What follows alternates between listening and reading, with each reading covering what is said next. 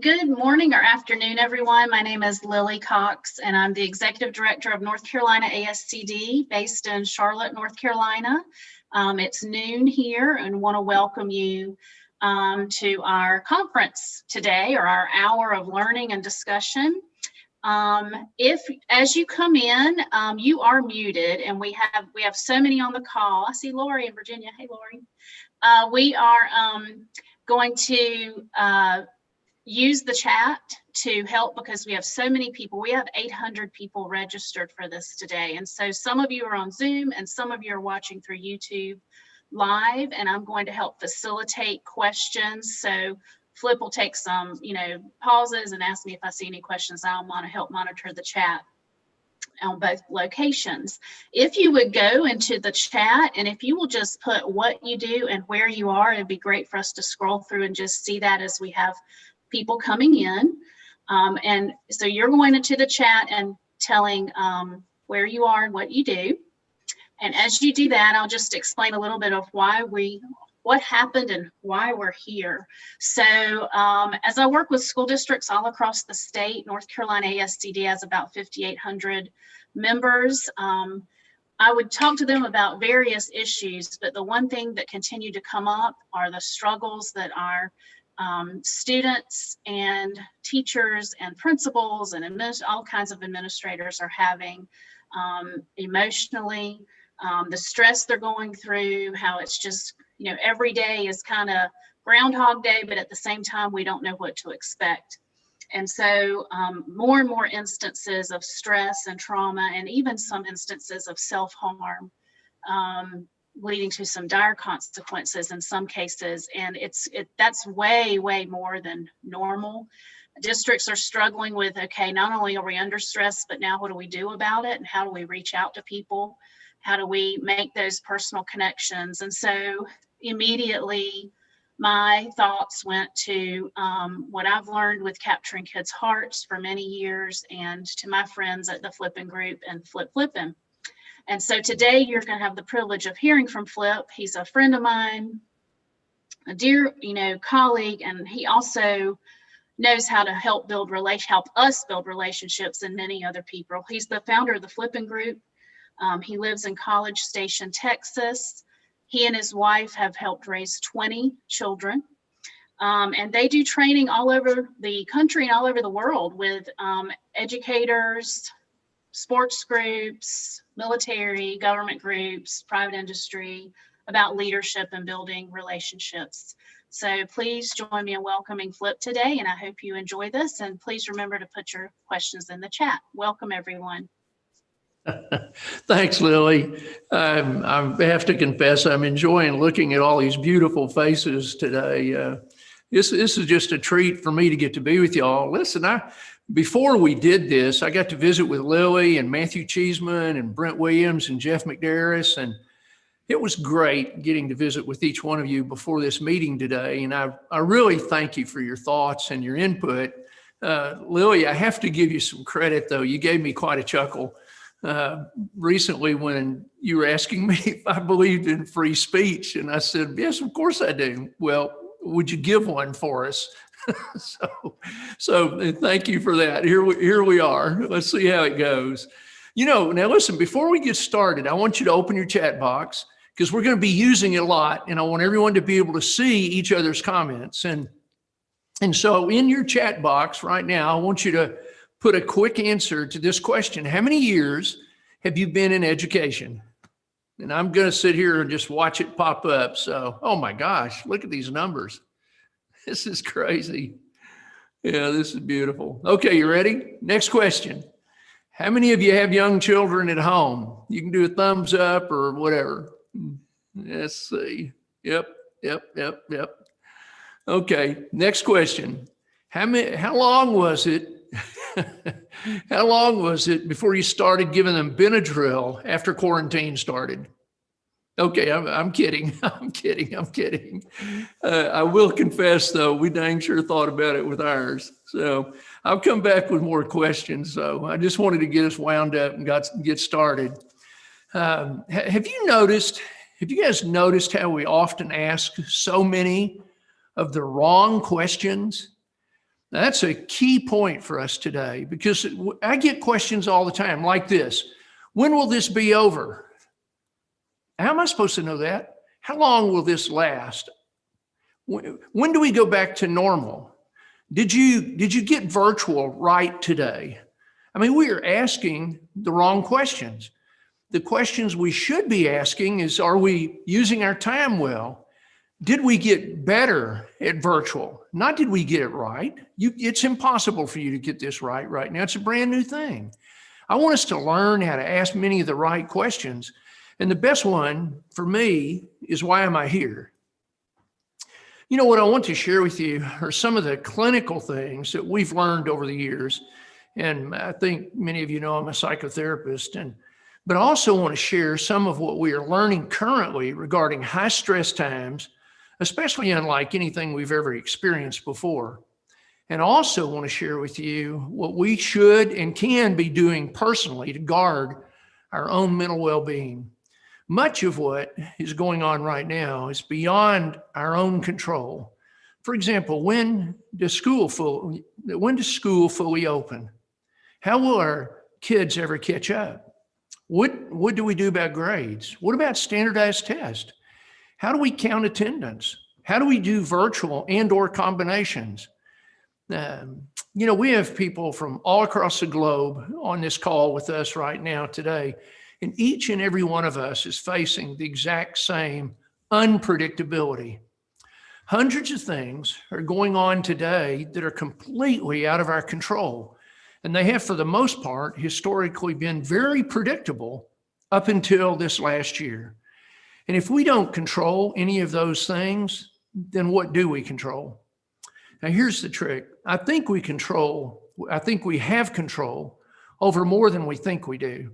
The question is, will we take control? Let me say that again. We have the potential to have control. The question is, will we take control? So let's talk about what we have the potential to control. And let's see if, in fact, we can take control of what we can control. I hope you caught that. Now let's see if we can take control of what we can. I hope that wasn't too confusing. Just because we know about something to do doesn't mean that we'll do it. And I'm hoping that you'll use these thoughts, especially during these times, because these are interesting times. Before we get started, I want to ask you a question. And I want to share your answer with the neighbors in the room and your chat box. So, and I'm going to be reading these answers out as much and quick as I can. So here's the question. How have you been feeling in the last few months? Have you been feeling in the last few months? Y'all kick the answers up there. Overwhelmed, stressed, hopeful, anxious, uneasy, stressed, exhausted, angry, anxious. Yeah. I want you to look at these feelings. These are shared feelings. Most of the world right now is feeling very much the same. So I want to talk to us first. I want to start off with this thought. I want us to talk about learning how to guard our thinking. Now let's talk about the feelings that you just shared. I'm looking at a long list, but I want to know where those feelings came from. Do you realize that I primed what you would feel with my earlier comment about how stressful things have been, how difficult things have been? In fact, I actually primed much of what you thought. I directed your feelings simply by suggesting some things to you in your thought. The trick is that your feelings come from your thoughts. Your thoughts actually cause your feelings. And so whenever I talk to somebody and they say, well, I'm trying to control my feelings, the only way you're going to be able to do that is to be able to guard your thinking and control your thinking. I put thoughts in your mind, but the fact is, I didn't have to do much of that because the news, politics, papers, not real papers, but TVs, blogs, commentaries, social media, all of these are doing it for us right now. I put some thoughts there, but you've already heard them all. And those things are leading to your thinking a certain way, which led to the feelings you expressed. And all I had to do was refer to it and then follow with a question. I primed you're thinking with what I wanted you to be thinking, which was negative. And here's the deal. The more negative, the more emotions. The more emotions, the less thinking. That's a solid clinical concept. Guard your thinking. Your thoughts are heavily impacted by who you listen to. I really want you to get that.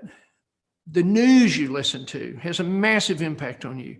The people you spend time with and the topics you discuss, you have to watch what you allow into your mind. The more negatives, the less control you will feel. Okay, let's do it again. The more negatives, the less control you will feel. And the more hopeless you will feel due to those negatives.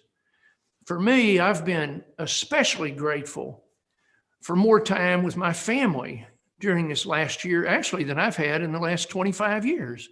So let me just flip things over for a second. And I want to change the question. I want you to list some things very quickly that you're grateful for. List some things you're grateful for, and let's see what comes up. Oh, wow.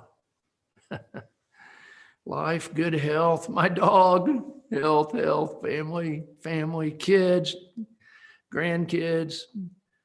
These are beautiful. These are beautiful. These are beautiful.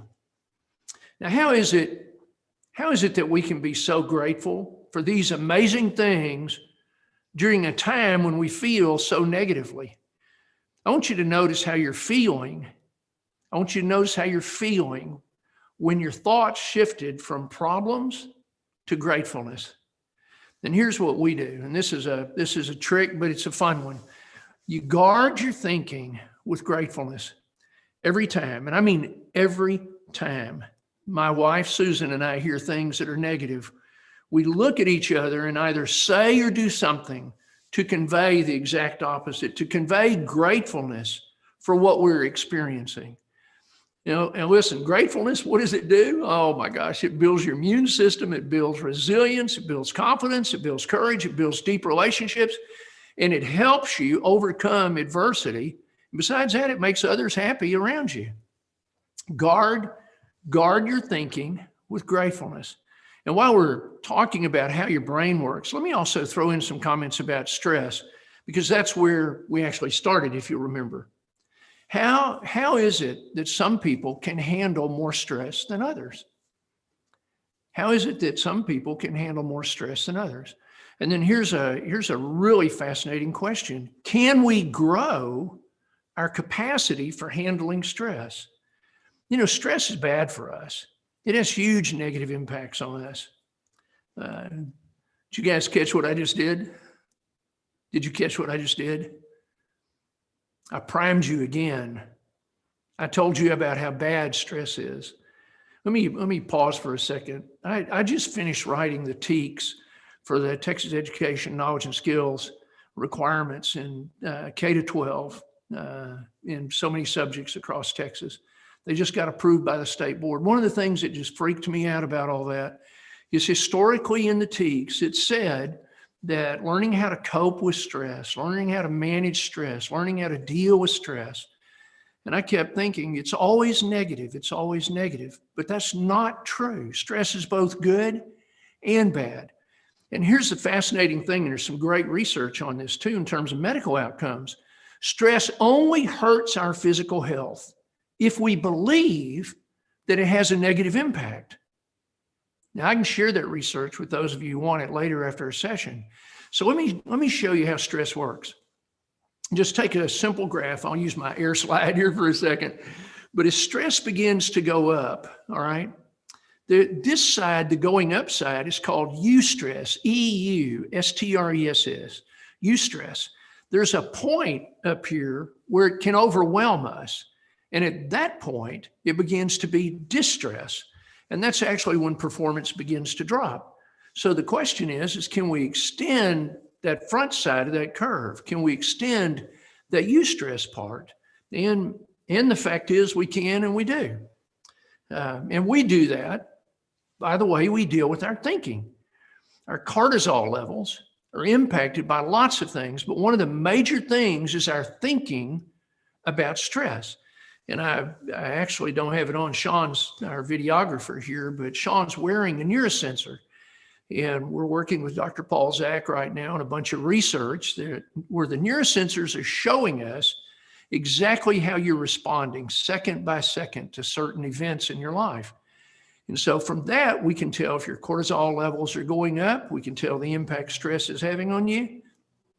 What we have learned and what the research is showing, and there's nobody else we know of right now that's doing this. It's Dr. Paul Zak in Immersion Neuro, if you want to look it up. And it's blowing us away because we can grow our ability to deal with more stress simply by the way we frame it. You know, here's another thing about stress too. The way you think about it determines everything.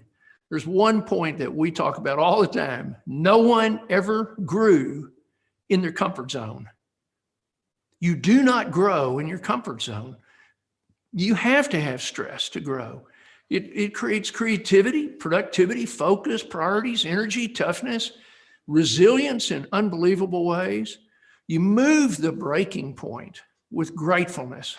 And let me show you something that I'm grateful for. In fact, Lily, you did not have any idea I was going to pull this off, but just before we got started today, something happened. So y'all come here. Y'all say hi to everybody. Hi. These are our grandkids. Some of them. We've got 26 grandchildren. And Zion, who is this? This is Enzo. This is Enzo, and you named him after a Ferrari. All right. Thank y'all for coming. All right. Y'all say bye. Bye. Yeah. Now I want you to do something. I want you to write down right now what you're feeling. And I'm going to sit here and watch. Ah, sweet, adorable, sweet, sweet, happy, gratitude, happiness, happiness. Do y'all see this? Do y'all see this? Now let me tell you what I just did. Those feelings that you've got right now are coming because you saw something that you instantly related to. And your oxytocin levels went up. And we know the two things that, at least in our society, it's not true completely universally, but in our society, in our culture, it is. The two things that'll jump your serotonin and your oxytocin levels every time is puppies and children. They have the biggest and most immediate impact on serotonin and oxytocin. So let me just ask you, isn't life wonderful? Isn't life wonderful? Now, what do we do when we have the opportunity to be around our children? And that's part of what's made this so hard for us. Okay, everybody got it? So the first thought is guarding your thinking with gratefulness. Guarding your thinking with gratefulness. And I'm sitting here still looking at the notes y'all are putting up. Thank y'all. I think Lily told y'all, Susan and I have 20 kids, and we have 26 grandchildren now, and we have grandchildren from Ethiopia. We've got Ghanaian sons. We've got Russian sons. We've got Hispanic sons. We've got African-American sons. We've raised 18 boys. You think life is not crazy in our house? But it's been a blast. It has been an absolute blast. Okay, second point. You ready? So first point is what? It's guard your thinking with gratefulness. And the second thing I want to talk about today, and this to us is a real cool concept. It's reframing. Now, I know many of you may have heard of this concept before, but learning how to reframe is a critical skill. It's when you take a negative and you find the positive side of the situation. It's not Pollyanna, and it's not positive thinking. It's reframing a situation in a real way that you can do something with. I have a friend of mine, Johnny Joey Jones. He's a commentator on news. And I was with Joey here not too long ago at dinner, and I was propping him up in his chair. You see, he had both of his legs blown off to an IED 10 years ago. And that particular night, we were actually celebrating not the day that he lost his legs, but the day that he kept his life. Not the day that he lost his legs, but the day that he kept his life. And that's how we look at that. So it all depends on how we look at things. Now, I think there's always another side.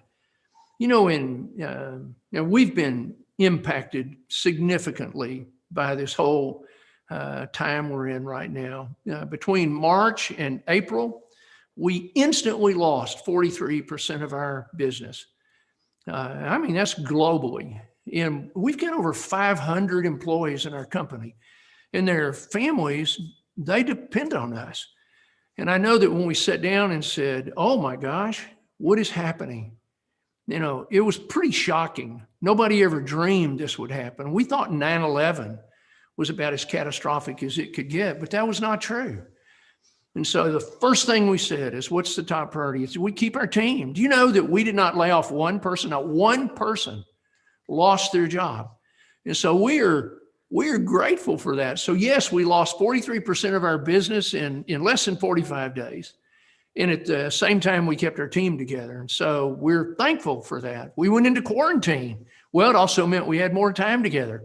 Our grandkids, oh my gosh, they would stand on the porch over here at the ranch and just cry because they couldn't hug us during the first many weeks of this because we were locked down really tight. And do you know what that did? I remember standing on the porch, tearful, thinking about how much we loved each other and how important those hugs were that sometimes we take for granted. It was wonderful to hear those sentiments from our grandchildren as they shared about how much they missed our hugs. We were apart, and I stood there and said this, hey guys, we're apart, but we are not alone. We are not alone. We play a game oftentimes at dinner at our house, and it's where you take something bad, a hypothetical, and you find something good in it. And this is a learned skill. And if it can be learned, it can be taught. So I'm curious, how good are you at reframing situations? Now, here's the trick. You want to build a resilient life? You have to be good at it. You have to be good at it. I hear kids talk all the time about how tough life is. And they're usually saying, look what terrible things happened to me, as though they are a victim. In our family, we always reframe that. Many of our children, I could tell you, but I won't. Many of our children have come through horrible situations in their adoption process, in their biological homes where they started their life. They've had horrible experiences, but they are not victims, even though they've been victimized. They are not victims. They are overcomers, and they're stronger than what has happened to them. I want you to catch that. When I hear people talk to me about how something terrible has happened to them, I want to be empathetic and understand that. I certainly am very sensitive to those things. I've had catastrophic things happen, as has everybody watching this webinar. But here's the reality. I survived them. You've survived yours. You've dealt with them. You're overcoming them. You've either overcome horrible things or you're dealing with things now. It doesn't make any difference. You have found a way to be tougher than whatever's happened to you. And that's what we keep saying to our kids until finally they learn it. And now, of course, they share it. Also, our son, Micah, his home burned. You know what the good news is? They survived. My granddaughter, Lily, was run over by a truck when she was 18 months old. And I was actually with Chuck and Gina Norris, the karate guy, the guy who invented gravity and then later defeated it.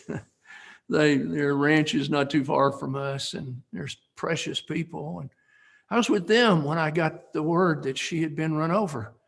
The most terrifying day of my entire life. And you know what the good news is? She survived it. And even though it crushed her pelvis, when they put her in Children's Hospital in Houston, and they said, we're going to have to teach her to walk again and how to stand and all of that.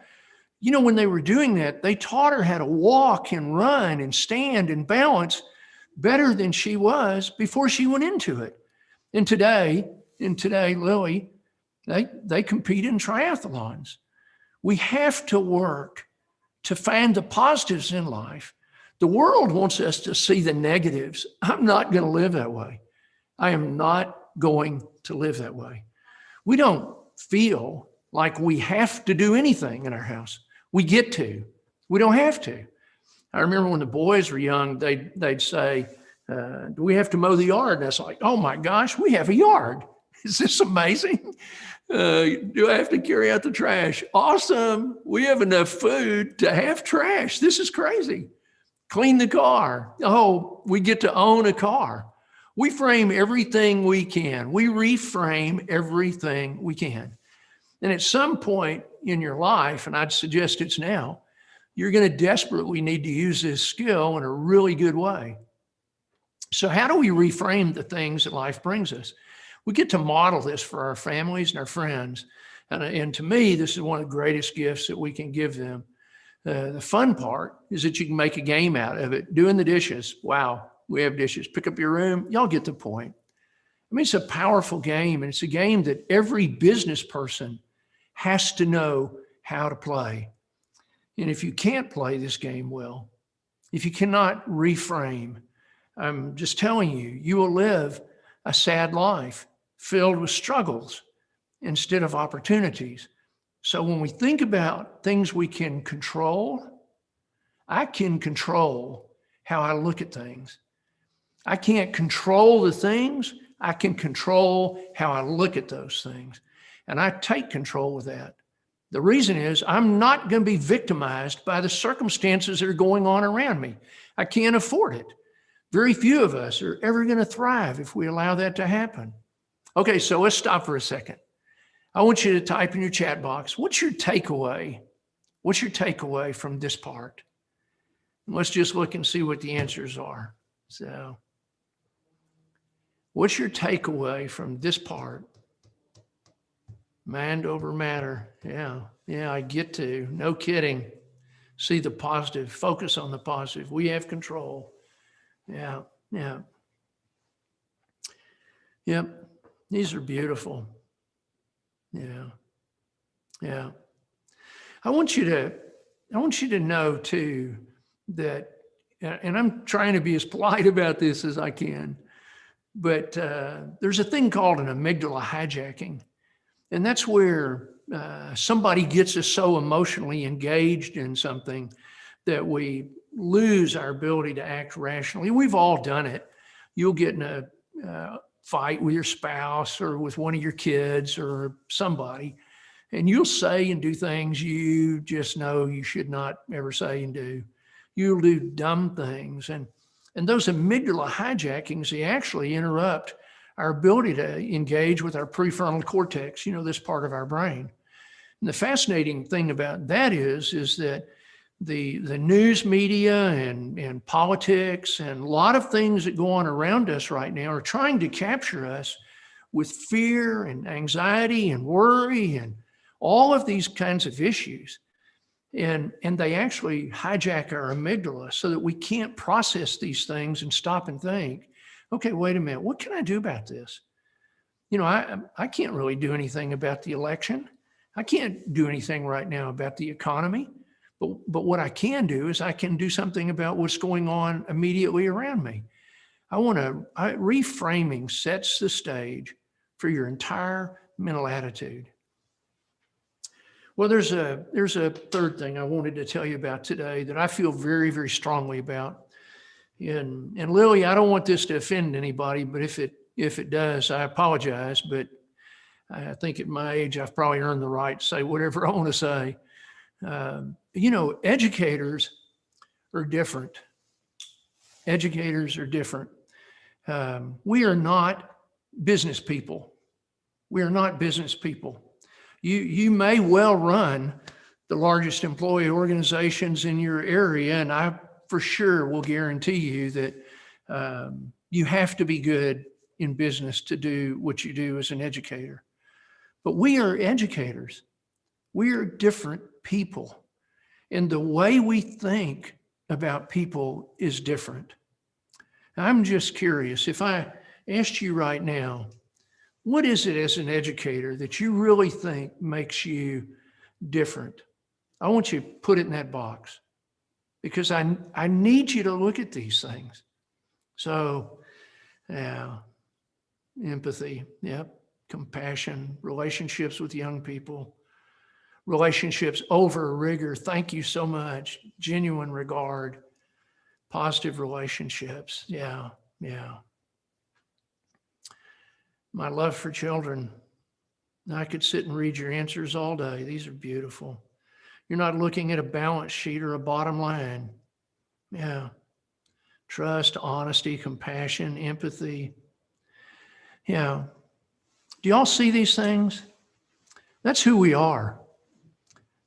That's who we are. And in many ways, for the past several years, we're being asked to act like somebody else. We're being asked to act like somebody else. How can you teach and not love kids? It's not possible. How can you lead and not love your team? And I have to tell you, I'm probably somewhat reckless about that. Not in an illegal or difficult way like that. But like Sean and Karen are in here, and I love them. I love them. I love their children. I love their family. I love them.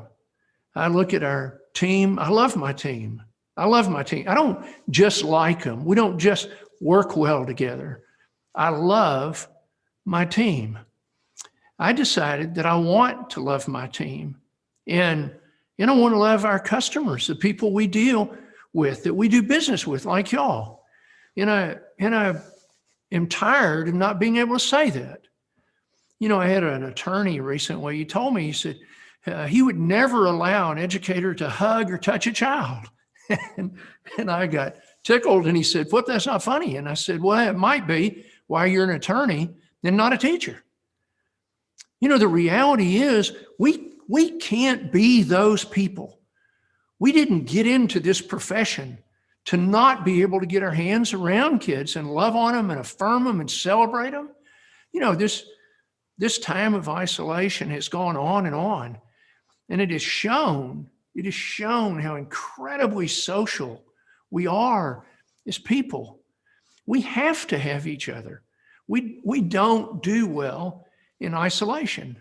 I mean, think about it. Just to be clear, that's one of the key ways to torture people. You put them in isolation. So how do we deal with this? How do we take who we are and make it so real, so compelling that it has a transformative impact on everybody around us? Well, for us, and I know you're doing it too. I mean, it's wonderful for us to watch it, but we reach out to others. We have them come over and sit on the back porch, and yes, they're distanced as much as they need to be. We call people that are alone or struggling. We're getting ready to go into Christmas right now. Every person I know that does not have somebody significant in their life close to them, we're going to celebrate them. We're going to do things with them. We're going to reach out to them. We're probably going to have them over. We send notes to others. We drop off little surprises at their door, and we hug our family constantly.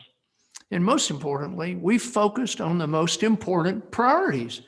And and I know there's a lot of pressure on y'all right now about the grades and everything else.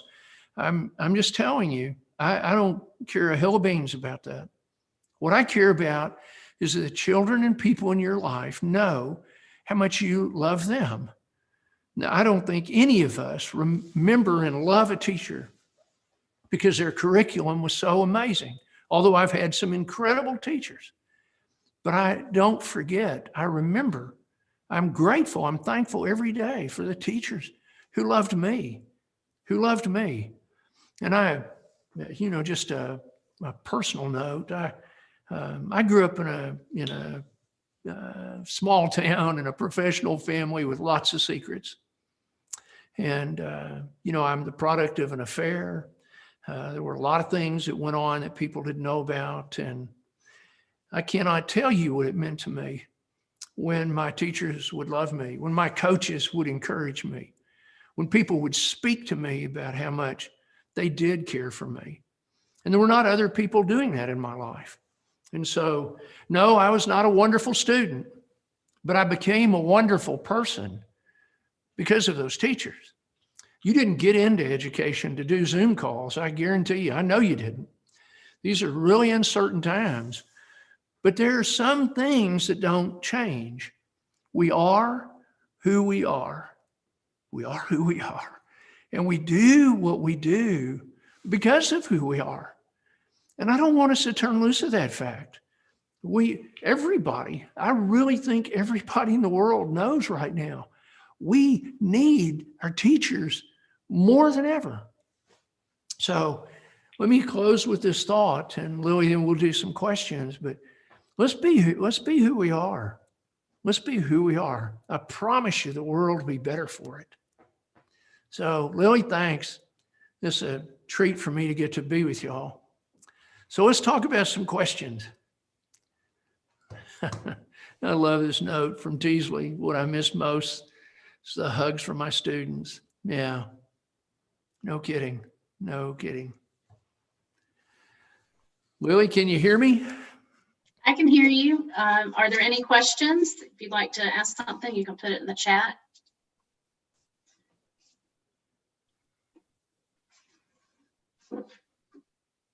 Well, there've got to be some great thoughts here. So, you know, Lily, one of the things while we're waiting on some people to put some things up, yeah, I think you can get a copy. And but you know that that whole thing about measuring our emotional responses to things. You see, when the grandchildren came in here with the puppy, you know, you had feelings that came up. And so many of you would say, well, those feelings just emerged. No, that's not what happened. You actually had thoughts the minute you saw them. You actually had thoughts the minute you saw them. And when you saw them, those thoughts generated those feelings. And that's what led to the production of the oxytocin, et cetera. And so creating situations like that, where you're feeding your brain, Actually, it's not fair, but I planned that so I could hack into your head.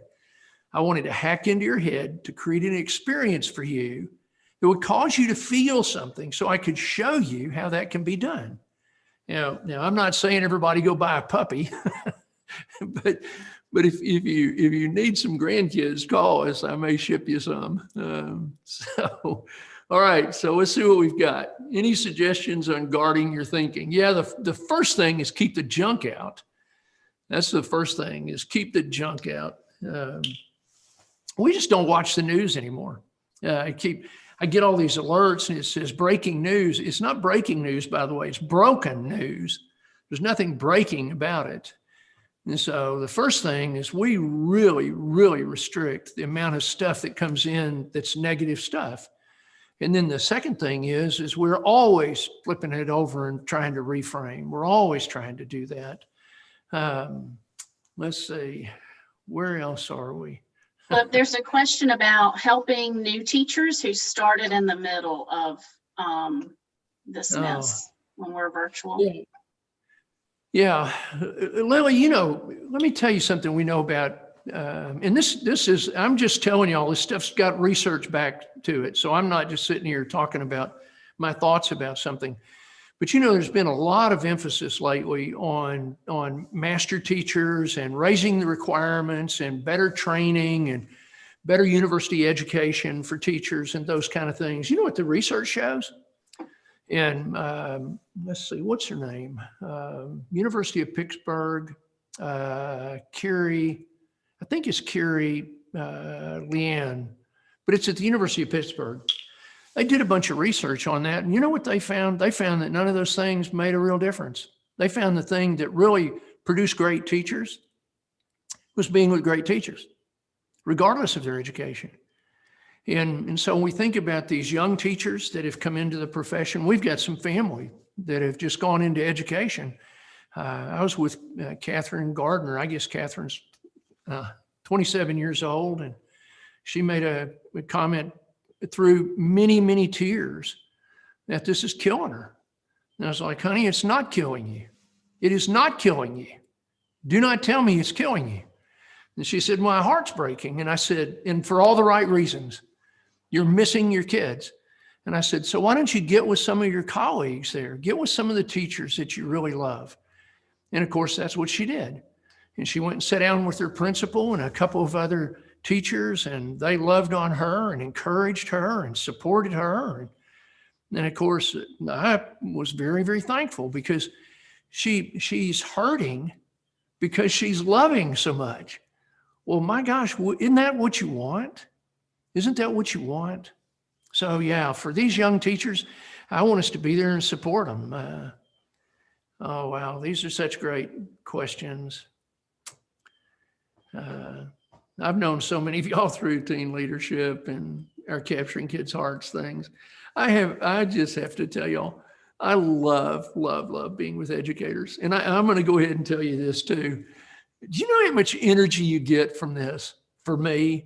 So I told Lily this morning, I have been flat on my back for 6 straight days, sick as a dog. And this morning I had fever 101. I've been running about 101 for a week. And Susan came in this morning and she said, can you do this? And I said, dang right, I can do it. And she said, well, what are you going to do afterwards? I said, I'm coming back to bed. But you see, the energy you get from being with teachers. And so just reading y'all's comments, I'm so thankful for what y'all do. Yeah, thanks. Well, what's some other questions? What other things have y'all got? Somebody asked me what we were going to do for Christmas. Did I see that up there? Do you draw names? Where was that? Yeah. Does our family draw names for Christmas? Our family is huge, guys. And so several years ago, the daughter-in-laws got together and said, we'll draw names, but you can only draw one name. And so the kids and the family, they'll all do that. And it's really sweet when y'all see the young grandchildren, because they draw names for each other too. And but then they have to earn the money to go buy the presents. And so it's amazing how many little things they want to do to earn money. But yeah, we have a great time. And our family will get together the day after Christmas, or 2 days after Christmas, and we'll spend about 3 days together.